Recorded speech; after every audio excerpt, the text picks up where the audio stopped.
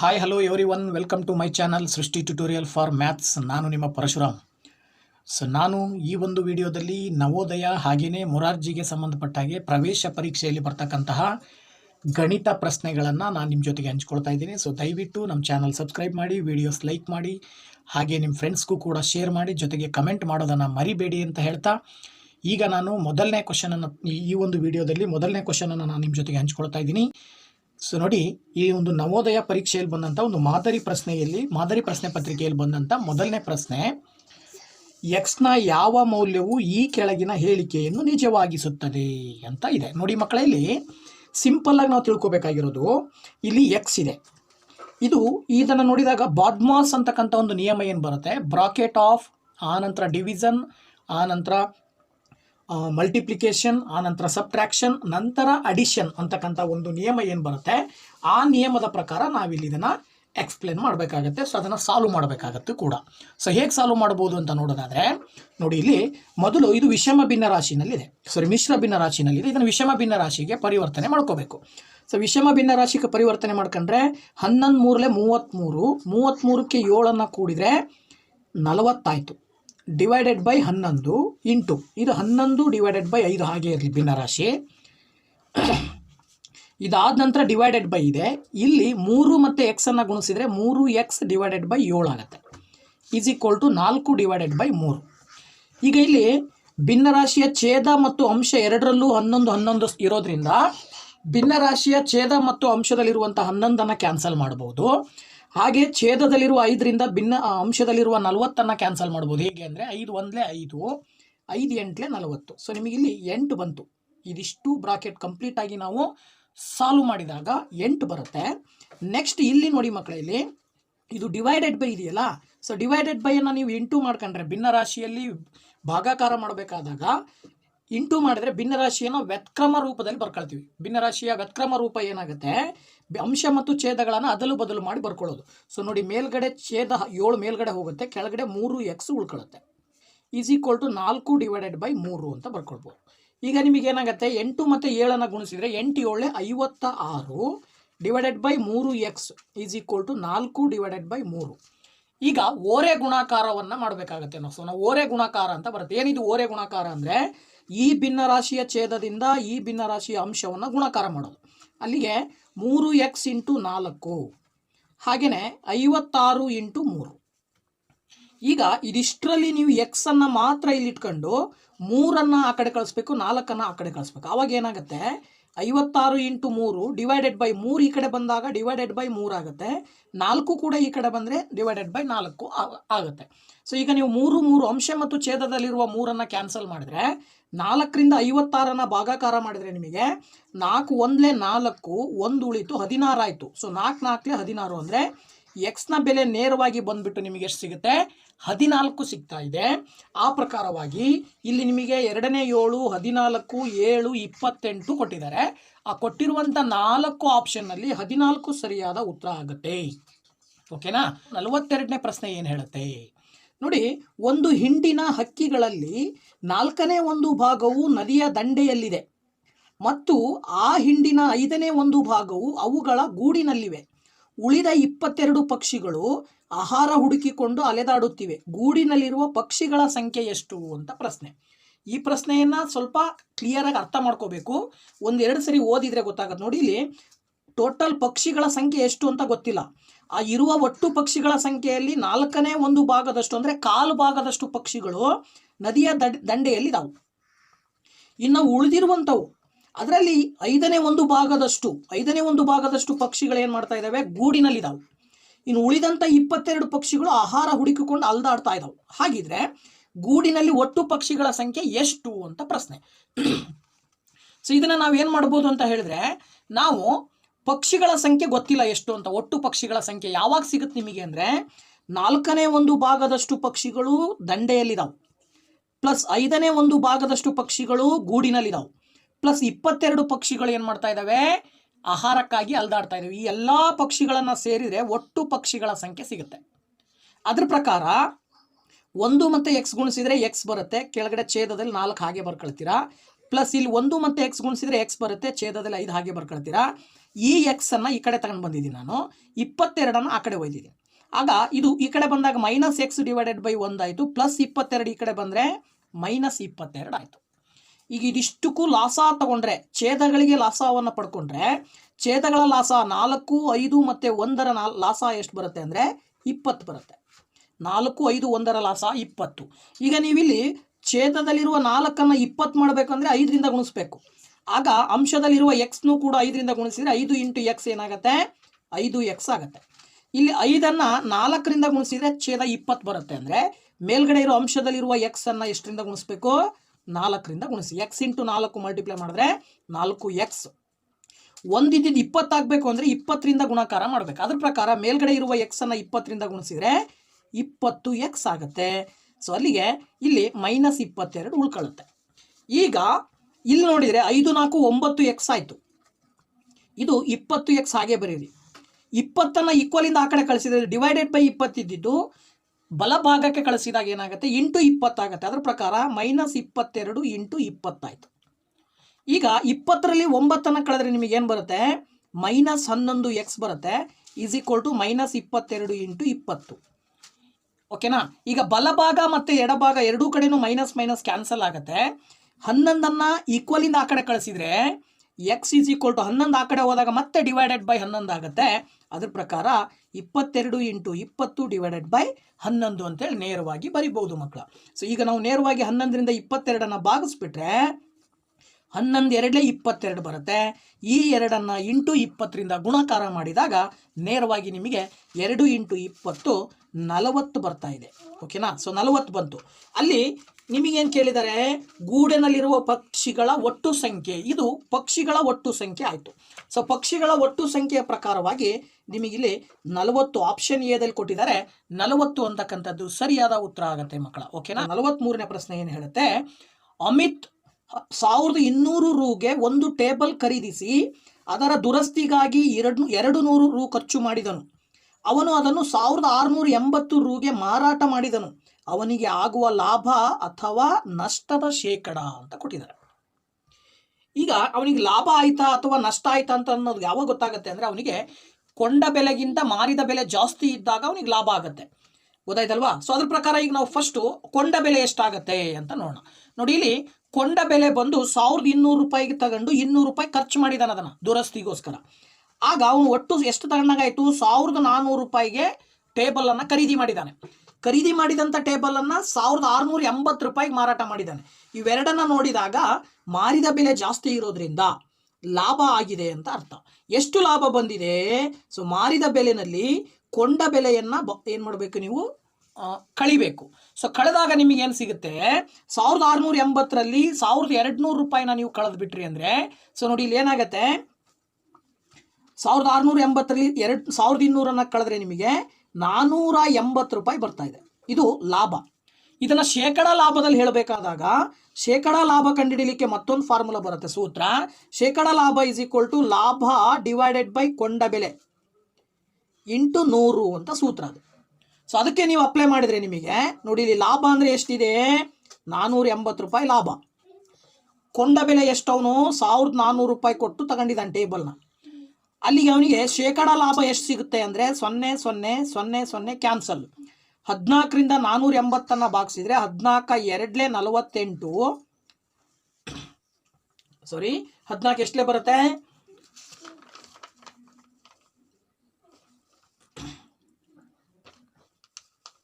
ಸಾರಿ ಇದು 280 ಆಗಬೇಕಲ್ವಾ, ಕ್ಷಮಿಸಿ, ಇದು 280 ಆಗಬೇಕು ಆ್ಯಕ್ಚುಲಿ.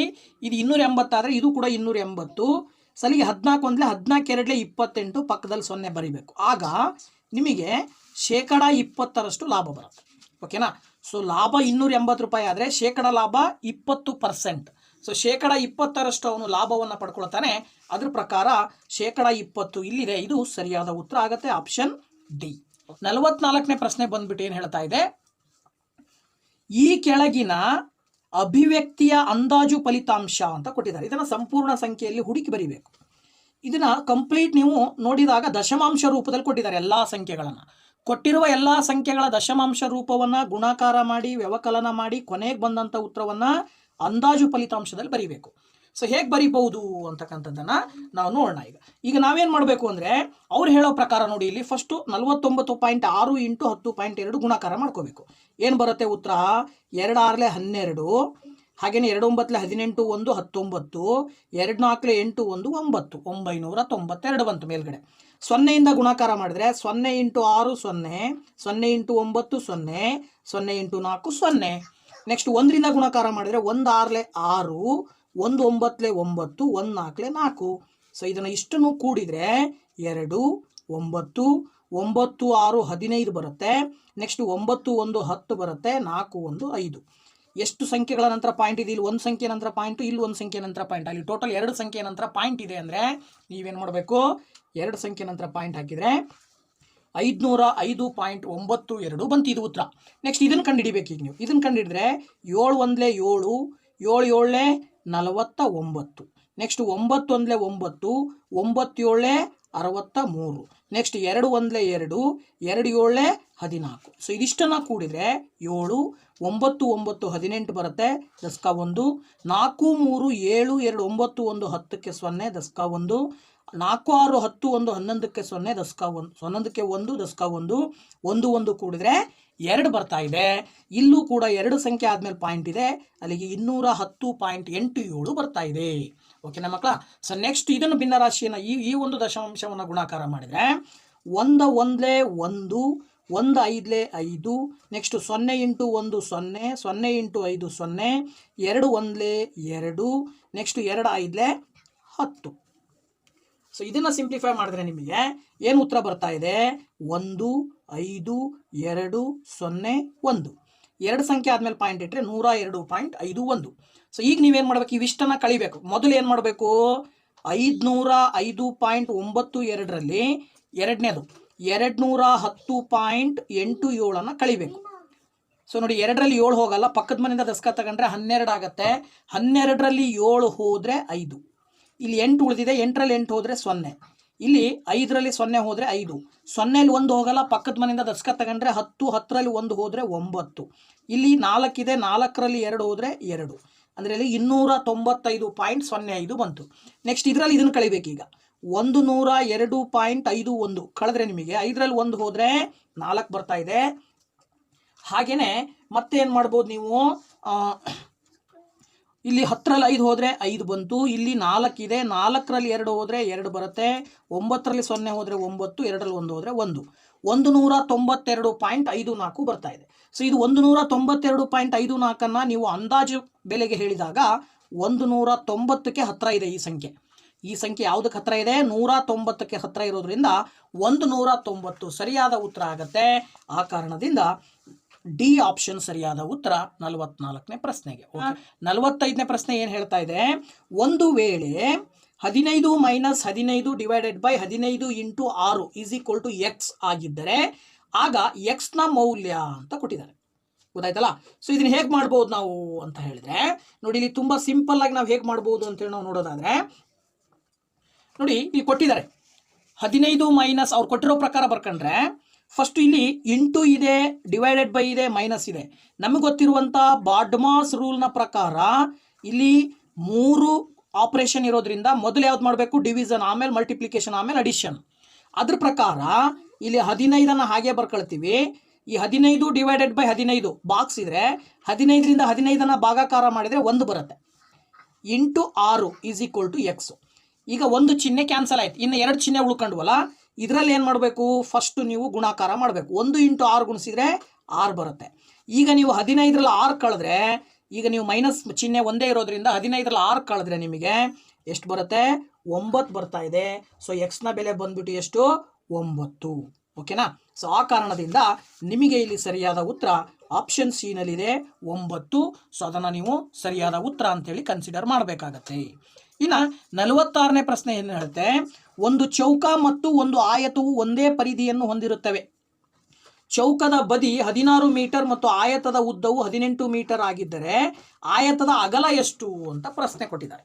ಸೊ ಇದನ್ನು ನೀವು ಕಂಡುಹಿಡಿಬೇಕಾದಾಗ ನೋಡಿ, ಇದನ್ನು ಹೇಗೆ ಮಾಡ್ಬೋದು ಅಂತ ಹೇಳಿದ್ರೆ ಅವ್ರು ಹೇಳೋ ಪ್ರಕಾರ ಚೌಕದ ಪರಿಧಿ ಈಸ್ ಈಕ್ವಲ್ ಟು ಆಯತದ ಪರಿಧಿ ಅಂತ ಕೊಡ್ತಾರೆ.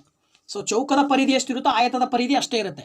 ನಮಗೆ ಗೊತ್ತಿರೋ ಪ್ರಕಾರ ಚೌಕದ ಪರಿಧಿಯನ್ನು ಕಂಡುಹಿಡಿಯಲಿಕ್ಕೆ ಸೂತ್ರ 4 ಇಂಟು ಎ ಅಂದರೆ ಪ್ರತಿ ಬಾಹುವಿನ ಒಂದು ಅಳತೆ is equal to 2 into L plus B. L ಅಂದರೆ ಲೆಂತ್ ಉದ್ದ ಪ್ಲಸ್ ಬಿ ಅಂದರೆ ಅಗಲ. ಸೊ ಅದ್ರ ಪ್ರಕಾರ ಅವ್ರು ಏನೇನು ಕೊಟ್ಟಿದ್ದಾರೆ ಅದನ್ನು ಬರ್ಕೊಂಡ್ರೆ ನೋಡಿ ಏನು ಕೊಟ್ಟಿದ್ದಾರೆ ಅವರು, ಚೌಕದ ಬದಿ 16 ಮೀಟರ್ ಇರುತ್ತಂತೆ. ಅಲ್ಲಿಗೆ ಅದೇನಾಗತ್ತೆ 4 into 16 is equal to 2 into ಆಯತದ ಉದ್ದ ಕೊಟ್ಟಿದ್ದಾರೆ 18 ಮೀಟರ್ ಇರುತ್ತೆ. ಆಯತದ ಉದ್ದ ಎಷ್ಟಿರುತ್ತಂತೆ 18 ಮೀಟರ್ ಇದ್ರೆ ಅಗಲ ಎಷ್ಟು ಅಂತ ಕಂಡುಹಿಡಿಯಕ್ಕೆ ಕೇಳಿದ್ದಾರೆ. ಸೊ ಬಿನ ನೀವು ಫೈಂಡ್ ಔಟ್ ಮಾಡಬೇಕು. ಓಕೆನಾ ಮಕ್ಕಳ. ಸೊ ನೆಕ್ಸ್ಟ್ ಏನು ಮಾಡ್ಬೋದು ನೋಡಿ, ಇಲ್ಲಿ 4 ಇಂಟು 16 ಹಾಗೆ ಇರಲಿ. ಈ ಎರಡನ್ನ ಬಲಭಾಗದಿಂದ ಎಡಭಾಗಕ್ಕೆ ತಗೊಂಡು ಬಂದಾಗ 2 ಇಂಟು ಇದೆ, ಇಲ್ಲಿ ಈ ಕಡೆ ಬಂದಾಗ ಡಿವೈಡೆಡ್ ಬೈ 2 ಆಗುತ್ತೆ. ಇಲ್ಲಿ 18 ಪ್ಲಸ್ ಬಿ ಉಳಿತು. 2ರಿಂದ 16ನ ಭಾಗಿಸಿದ್ರೆ 2 8 ಬರುತ್ತೆ. 4 ಮತ್ತು 8ಅನ್ನು ಗುಣಾಕಾರ ಮಾಡಿದರೆ 8 4 32. 18ಅನ್ನು ಕೂಡ ಈ ಕಡೆ ಲೆಫ್ಟ್ ಸೈಡಿಗೆ ತಗೊಂಡು ಬಂದರೆ -18 ಆಗುತ್ತೆ. ಬಲಭಾಗದಲ್ಲಿ ಬಿ ಮಾತ್ರ ಉಳ್ಕೊಳ್ಳುತ್ತೆ. ಬಿ ಅಂದರೆ ಏನು, ಅಗಲ. ಈಗ ನೀವು 32ರಲ್ಲಿ 18ಅನ್ನು ಕಳೀರಿ. ಸೊ 32ರಲ್ಲಿ 18ಅನ್ನು ಕಳೆದ್ರೆ ನಿಮಗೇನು ಬರುತ್ತೆ, 14 ಬರುತ್ತೆ. 14 ಈಸ್ ಈಕ್ವಲ್ ಟು ಬಿ ಅಂದರೆ ಅಗಲ ಎಷ್ಟು ಬಂತು ನಿಮಗೀಗ 14 ಸೆಂಟಿಮೀಟರ್ ಬಂತು. ಓಕೆನಾ. ಸೊ ಅದ್ರ ಪ್ರಕಾರ ಇಲ್ಲಿ 14 ಮೀಟರ್, ಕ್ಷಮಿಸಿ 14 ಮೀಟರ್ ಸರಿಯಾದ ಉತ್ತರ ಆಗುತ್ತೆ 46ನೇ ಪ್ರಶ್ನೆಗೆ. ಓಕೆನಾ. ಸೊ ನೆಕ್ಸ್ಟ್ ಪ್ರಶ್ನೆ 47ನೇ ಪ್ರಶ್ನೆಯನ್ನು ನೋಡೋಣ. ಸೊ 47ನೇ ಪ್ರಶ್ನೆ ಏನು ಹೇಳುತ್ತೆ.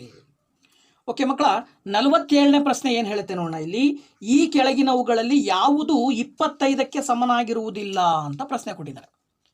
ಇಲ್ಲಿ ಕೆಲವೊಂದು ಇದನ್ನು ಕೊಟ್ಟಿದ್ದಾರೆ ಆಪ್ಷನ್ಸನ್ನು. ಇದ್ರ ಯಾವುದು 25ಕ್ಕೆ ಸಮನಾಗಿರುವುದಿಲ್ಲ ಅನ್ನೋದನ್ನು ಕಂಡುಹಿಡಿಬೇಕು. ಸೊ ಅವ್ರು ಕೊಟ್ಟಿರುವ 4 ಆಪ್ಷನ್ಸನ್ನು ನಾವಿಲ್ಲಿ ಬರ್ಕೊಂಡಿದ್ದೀವಿ. ಸೊ ನೋಡಿ, ಮೊದಲನೇ ಆಪ್ಷನಲ್ಲಿ ಏನು ಹೇಳುತ್ತೆ 50 ಮೈನಸ್ 100 ಡಿವೈಡೆಡ್ ಬೈ 4 ಅಂತೇಳಿ. ಅದ್ರ ಪ್ರಕಾರ 50 ಮೈನಸ್ 100 ಡಿವೈಡೆಡ್ ಬೈ 4 ಅಂದರೆ 4ರಿಂದ 100ಅನ್ನು ಭಾಗಿಸ್ಬೇಕು. 4 25 100, ಆದ್ದರಿಂದ 4ರಿಂದ 100 ಭಾಗಿಸಿದ್ರೆ 25 ಬರುತ್ತೆ. ನೆಕ್ಸ್ಟ್ 50 ಮತ್ತು 25ರ ಮಧ್ಯೆ ಮೈನಸ್ ಚಿಹ್ನೆ ಇರೋದ್ರಿಂದ ವ್ಯವಕಲನ ಮಾಡಿದರೆ 50ರಲ್ಲಿ 25ಅನ್ನು ಕಳೆದ್ಬಿಟ್ರೆ ನಿಮಗೆ ಸುಲಭವಾಗಿ ಉತ್ತರ ಸಿಗ್ತಾ ಇದೆ 25. ಅಲ್ಲಿಗೆ ಈ ಆಪ್ಷನ್ ಅಲ್ಲ. ಯಾಕೆ ಅಂದರೆ ಇದು 25 ಬರ್ತಾ ಇದೆ, ಉತ್ತರ 25 ಬರಬಾರ್ದು. 25 ಬರದೇ ಇರುವಂತಹ ಒಂದು ಸಂಬಂಧವನ್ನು ನಿಮಗೆ ಕೇಳಿರೋದವರು. ಅದ್ರ ಪ್ರಕಾರ ಅದು ಒಂದನೇ ಆಪ್ಷನ್ ಅಲ್ಲ. ಎರಡನೇ ಆಪ್ಷನ್ ಟ್ರೈ ಮಾಡೋಣ. ಎರಡನೇ ಆಪ್ಷನ್ ಏನು ಹೇಳುತ್ತೆ 20 ಪ್ಲಸ್ 20 ಮತ್ತು 4ನ ಭಾಗಾಕಾರ ಮಾಡಿದರೆ 4 5 20 ಬರ್ತಾ ಇದೆ. ಆಗ ಇವೆರಡರ ಮಧ್ಯೆ ಪ್ಲಸ್ ಇರೋದ್ರಿಂದ ಕೂಡಿದರೆ ನಿಮಗೆ 25 ಉತ್ತರ ಬರ್ತಾ ಇದೆ. ಸೊ ಇದು ಕೂಡ ಅಲ್ಲ. ಬಿ ಆಪ್ಷನ್ ಕೂಡ ಅಲ್ಲ. ಇನ್ನು ಸಿ ಆಪ್ಷನ್ ನೋಡಿದರೆ 10 ಇದೆ, 5 ಮತ್ತು 2ರ ಮಧ್ಯೆ ಇಂಟು ಇರೋದ್ರಿಂದ ಗುಣಿಸಿದರೆ 5 2 10 ಬರ್ತಾ ಇದೆ. ಇಲ್ಲಿ 10 ಮತ್ತು 5ರ ಮಧ್ಯೆ ಚಿಹ್ನೆ ಮೈನಸ್ ಇರೋದ್ರಿಂದ 10ರಲ್ಲಿ 5 ಕಳೆದ್ರೆ 5 ಬರ್ತಾ ಇದೆ. ಸೊ 10 ಪ್ಲಸ್ 10 ಪ್ಲಸ್ 5 ಇಷ್ಟನ್ನು ಕೂಡಿದರೆ ನಿಮಗೆ ಉತ್ತರ 25 ಬರ್ತಾ ಇದೆ. ಸೊ ಇದು ಕೂಡ ಆಪ್ಷನ್ ಅಲ್ಲ. ಇನ್ನು ಕೊನೆಯ ಆಪ್ಷನ್ನು ಇದು ಆಗಿರಲೇಬೇಕು. 3 ಆಪ್ಷನ್ ತಪ್ಪಾಗಿದ್ದಾವೆ ಅಂದರೆ ಕೊನೆಯದು 4ನೇದು ಸರಿಯಾಗಿರುತ್ತೆ. ಅದು ಹೇಗಾಗತ್ತೆ ಅಂತ ನೋಡೋಣ. ಇಲ್ಲಿ ನೋಡಿ, ಇದು 24 ಹಾಗೆ ಇರುತ್ತೆ. 2 ಮತ್ತು 1ಅನ್ನು ಗುಣಿಸಿದರೆ 2 ಮತ್ತು 1ರ ಗುಣಾಕಾರ ಎಷ್ಟು ಬರುತ್ತೆ, 2 ಬರುತ್ತೆ. ಸೊ 24 ಮತ್ತು 2ಅನ್ನು ಕೂಡಿದಾಗ 26 ಬರ್ತಾ ಇದೆ. ಸೊ ಇದು ಉತ್ತರ 26 ಬರ್ತಾ ಇದೆ ಅಂದರೆ ಇದು 25 ಬಂದಿಲ್ಲ. ಆದ್ದರಿಂದ ಆಪ್ಷನ್ ಡಿ ಸರಿಯಾದ ಉತ್ತರ ಆಗತ್ತೆ. ಓಕೆನಾ ಮಕ್ಕಳ. ಸೊ ನೆಕ್ಸ್ಟ್ ಇಲ್ಲಿ ಆಪ್ಷನ್ ಡಿ ಅಂತ ಹೇಳಿ ನಾವು ಸುಲಭವಾಗಿ ಇದಕ್ಕೆ ಹೇಳ್ಬೋದು. ಆಪ್ಷನ್ ಡಿ ಸರಿಯಾದ ಉತ್ತರ. ಸೊ 48ನೇ ಪ್ರಶ್ನೆ ಏನು ಹೇಳುತ್ತೆ ನೋಡಿ. ಇಲ್ಲಿ 48ನೇ ಪ್ರಶ್ನೆಯನ್ನು ನೋಡಿದಾಗ ಅತಿ ದೊಡ್ಡ 6 ಅಂಕಿಯ ಸಂಖ್ಯೆ ಮತ್ತು ಅತಿ ದೊಡ್ಡ 5 ಅಂಕಿಯ ಸಂಖ್ಯೆಯ ನಡುವಿನ ವ್ಯತ್ಯಾಸವೇನು ಅಂತ ಪ್ರಶ್ನೆ. 6 ಅಂಕಿಯ ಅತಿ ದೊಡ್ಡ ಸಂಖ್ಯೆ ಯಾವುದು, 5 ಅಂಕಿಯ ಅತಿ ದೊಡ್ಡ ಸಂಖ್ಯೆ ಯಾವುದು ತಗೊಂಡು ಅವೆರಡನ್ನ ಕಳಿಬೇಕು. ಸೊ ನಮಗೆ ಗೊತ್ತಿರೋ ಪ್ರಕಾರ 6 ಅಂಕಿಯ ಅತಿ ದೊಡ್ಡ ಸಂಖ್ಯೆ ಅಂತ ಹೇಳಿದ್ರೆ ಯಾವುದು ಬರುತ್ತೆ ನೋಡಿ. ಇಲ್ಲಿ 6 ಅಂಕಿಯ ಅತಿ ದೊಡ್ಡ ಸಂಖ್ಯೆ 9,99,999. ಇದು 6 ಅಂಕಿ ಅತಿ ದೊಡ್ಡ ಸಂಖ್ಯೆ. 99,999 5 ಅಂಕಿ ಅತಿ ದೊಡ್ಡ ಸಂಖ್ಯೆ. ಇವೆರಡರಲ್ಲಿ ಕಳಿಬೇಕು. ಇದರಲ್ಲಿ ಇದನ್ನು ಕಳೆದ್ರೆ 9ರಲ್ಲಿ 9 ಹೋದರೆ 0, 9ರಲ್ಲಿ 9 ಹೋದರೆ 0, ಇಲ್ಲಿ 9ರಲ್ಲಿ 9 ಹೋದರೆ 0, ಇಲ್ಲಿ 9ರಲ್ಲಿ 9 ಹೋದರೆ 0, ಇದು ಕೂಡ 0, ಕೊನೆಗೆ 9 ಉಳಿಯುತ್ತೆ. ಎಷ್ಟು ಬಂತು ಇಲ್ಲಿ ಬಿಡಿ 10 100 1000 10,000 ಲಕ್ಷ 9 ಲಕ್ಷ ಬರ್ತಾ ಇದೆ ಉತ್ತರ. ಆ ಕಾರಣದಿಂದ 9 ಲಕ್ಷ ಸರಿಯಾದ ಉತ್ತರ ಆಪ್ಷನ್ ಡಿ ಆಗಿರುತ್ತೆ. ಸೊ 49ನೇ ಪ್ರಶ್ನೆ ಹೇಳುತ್ತೆ 175 ಗ್ರಾಮ್ನ 10% 5% ಯಾವ ಮೌಲ್ಯಕ್ಕೆ ಸಮನಾಗಿರುತ್ತದೆ ಅಂತ ಪ್ರಶ್ನೆ. ಗೊತ್ತಾಯ್ತಲ್ವಾ. ಸೊ ಇದನ್ನು ಹೇಗೆ ಕಂಡುಹಿಡಿಬಹುದು ಅಂತಕ್ಕಂಥದ್ದನ್ನು ನಾವೀಗ ನೋಡಬೇಕು. ಸೊ ನೋಡಿ, ಇಲ್ಲಿ 175 ಗ್ರಾಮ್ ಇದೆ. ಸೊ 175 ಗ್ರಾಮ್ನ 10% ಅಂತ ಹೇಳಿದ್ರೆ ಮೊದಲು ಏನು ತಗೊಳ್ಬೋದು ನೋಡಿ, ಇಲ್ಲಿ 175 ಗ್ರಾಮ್ನ 10% ಅಂದರೆ 110 ಇಂಟು 175. ಸೊ ಇದನ್ನು ಬಾಗಿಸಿದಾಗ 0 ಕ್ಯಾನ್ಸಲ್ ಆಗುತ್ತೆ. 10ರಿಂದ 175 ಬಾಗಿಸಿದ್ರೆ 17.5 ಬರುತ್ತೆ. ಇನ್ನು ಇದರ 105 ಭಾಗ ಅಂತ ಕೊಟ್ಟಿರೋದು. 175 ಗ್ರಾಮ್ನ 10%ದ 5%ವು ಯಾವ ಮೌಲ್ಯಕ್ಕೆ ಸಮವಾಗಿರುತ್ತದೆ ಅಂತ ಪ್ರಶ್ನೆ. ಇದರ 5% ಅಂತ ಹೇಳಿದ್ರೆ 17.5ಅನ್ನು 105ರಿಂದ ಮತ್ತೆ ಗುಣಾಕಾರ ಮಾಡಬೇಕು. ಆಗ ಏನಾಗುತ್ತೆ, ಇಲ್ಲಿ ಸರಿಯಾದ ಉತ್ತರ ಬಂದ್ಬಿಟ್ಟು 5 ಇಂಟು 100ರಿಂದ 17.5ಅನ್ನು ಗುಣಾಕಾರ ಮಾಡಿದ್ರೆ ನಿಮಗೆ 0.175 ಬರುತ್ತೆ. 100ರಿಂದ ಇದನ್ನು ಭಾಗಾಕಾರ ಮಾಡಿದಾಗ ಪಾಯಿಂಟು 2 ಸಂಖ್ಯೆ ಹಿಂದಕ್ಕೆ ಬರುತ್ತೆ. ಆಗ 0.175 ಆಯಿತು. ಸೊ ಈಗ 5ರಿಂದ 0.175ಅನ್ನು ಗುಣಿಸಿದರೆ 5 5 25, 5 7 35 2 37, 5 1 5 3 8, 5 0 0. ಅಲ್ಲಿಗೆ ಉತ್ತರ ಏನು ಬರ್ತಾ ಇದೆ? 0.875 ಗ್ರಾಮ್ ಬರ್ತಾ ಇದೆ. ಓಕೆನಾ? ಸೊ ಇದು ಸರಿಯಾದ ಉತ್ತರ ಆಗುತ್ತೆ, 0.875. ಓಕೆ, ಸೊ ಅದ್ರ ಪ್ರಕಾರ ಆಪ್ಷನ್ ಸಿ ಸರಿಯಾದ ಉತ್ತರ ಆಗುತ್ತೆ. ಇಲ್ಲಿ 50ನೇ ಪ್ರಶ್ನೆಯನ್ನು ನೋಡಿದರೆ 640ರ ಅವಿಭಾಜ್ಯ ಅಪವರ್ತನೀಕರಣವು ಅಂತ ಕೊಟ್ಟಿದ್ದಾರೆ. ಈಗ ನಾವು 640ನ ಅವಿಭಾಜ್ಯ ಅಪವರ್ತನೀಕರಣ ಮಾಡ್ತಕ್ಕಂಥ ವಿಧಾನ ನಮಗೆ ಗೊತ್ತಿರ್ತಕ್ಕಂಥದ್ದು. ಏನು ಮಾಡಬೇಕು ಇಲ್ಲಿ ನೋಡಿ, ಈ ರೀತಿ 640ನ ನಾವು ಅವಿಭಾಜ್ಯ ಸಂಖ್ಯೆಗಳನ್ನು ಬಳಸ್ಕೊಂಡು ಭಾಗಾಕಾರ ಮಾಡ್ತಾ ಬರಬೇಕು. ಈಗ ನಾವು 2ಅನ್ನು ಬಳಸಿದರೆ 2 ಅವಿಭಾಜ್ಯ ಸಂಖ್ಯೆ. ಸೊ 2 ಪ್ರಾರಂಭ ಮಾಡಿದರೆ 2ರಿಂದ ಪ್ರಾರಂಭ ಮಾಡಿದರೆ 2 3 6, 2 2 4, 2 0 0. ನೆಕ್ಸ್ಟ್ ಮತ್ತೆ 2ರಿಂದ ಭಾಗಿಸಿದ್ರೆ 2 1 2, 1 ಉಳಿತು, 2 6 12, ಇದು 0 ಹಾಗೆ ಬರೀತೀರ. ಹಾಗೆಯೇ ಮತ್ತೆ 2ರಿಂದ ಭಾಗಿಸಿದ್ರೆ 2 8 16 ಬರುತ್ತೆ. ಮತ್ತೆ 2ರಿಂದ ಭಾಗಾಕಾರ ಮಾಡಿದ್ರೆ 2 40 80 ಬರುತ್ತೆ. ಮತ್ತೆ 2ರಿಂದ ಭಾಗಾಕಾರ ಮಾಡಿದ್ರೆ 2 20, ಮತ್ತೆ 2ರಿಂದ ಭಾಗಾಕಾರ ಮಾಡಿದ್ರೆ 2 10, ಕೊನೆಗೆ 2 5 10 ಬರುತ್ತೆ. ಕೊನೆಯದು 5 ಇಂಟು 1. ಅಲ್ಲಿಗೆ 2 ಎಷ್ಟಿದ್ದಾವೆ? 1 2 3 4 5 6 7. 2 7 ಬಾರಿ ಬಂದಿದೆ, 5 1 ಬಾರಿ ಬಂದಿದೆ. ಸೊ ಈ ತರಹದ ಒಂದು ಏನು ಸಂಖ್ಯೆ ಯಾವುದಿದೆ ಅಂತ ನೋಡಿದರೆ ನೋಡಿ, ಇಲ್ಲಿ ಮೊದಲನೇದರಲ್ಲಿ 2 2 4 5 ಇದಾವೆ, 2 ಇದರಲ್ಲಿ 6 ಇದಾವೆ, ಇದರಲ್ಲಿ 5 2 ಸರಿ ಇದೆ. ಕೊನೆಯದರಲ್ಲಿ 7 2 ಇದಾವೆ, 1 5 ಇದೆ. ಅಂದರೆ ಆಪ್ಷನ್ ಡಿ ಸರಿಯಾದ ಉತ್ತರ ಆಗುತ್ತೆ ಈಗ ನಮಗೆ ಬಂದಿರುವಂಥ ಆನ್ಸರ್ನ ಪ್ರಕಾರವಾಗಿ. ಓಕೆನಾ? ಸೊ ಈಗ ಸುಮಾರು ಮೊದಲ 10 ಪ್ರಶ್ನೆಗಳನ್ನು, ಮಾದರಿ ಪ್ರಶ್ನೆ ಪತ್ರಿಕೆಯಲ್ಲಿ ಬಂದಂಥ 10 ಪ್ರಶ್ನೆಗಳನ್ನು ನಾನು ನಿಮ್ಮ ಜೊತೆಗೆ ಹಂಚ್ಕೊಂಡಿದ್ದೀನಿ. ಸೊ ಇದೇ ರೀತಿ ಮುಂದಿನ ವಿಡಿಯೋದಲ್ಲಿ ಇದೇ ಮಾದರಿ ಪ್ರಶ್ನೆ ಪತ್ರಿಕೆಯ ಮುಂದಿನ 10 ಪ್ರಶ್ನೆಗಳನ್ನು ನಾನು ನಿಮ್ಮ ಜೊತೆಗೆ ಹಂಚ್ಕೊಳ್ತೀನಿ. ಸೊ ಇಷ್ಟೋ ತನಕ ನಮ್ಮ ವಿಡಿಯೋನ ನೋಡಿದ್ದಕ್ಕೆ ತುಂಬ ಥ್ಯಾಂಕ್ಸ್. ದಯವಿಟ್ಟು ಚಾನಲ್ ಸಬ್ಸ್ಕ್ರೈಬ್ ಮಾಡದೇ ಇದ್ದರೆ ಚಾನಲ್ ಸಬ್ಸ್ಕ್ರೈಬ್ ಮಾಡಿ, ವೀಡಿಯೋಸ್ನ ಲೈಕ್ ಮಾಡಿ, ಹಾಗೆಯೇ ಶೇರ್ ಮಾಡಿ, ಜೊತೆಗೆ ಕಮೆಂಟ್ ಮಾಡೋದನ್ನು ಮರಿಬೇಡಿ. ಮತ್ತೆ ನಿಮ್ಮ ಭೇಟಿ ಮುಂದಿನ ವಿಡಿಯೋದಲ್ಲಿ. Thank you very much. Bye bye.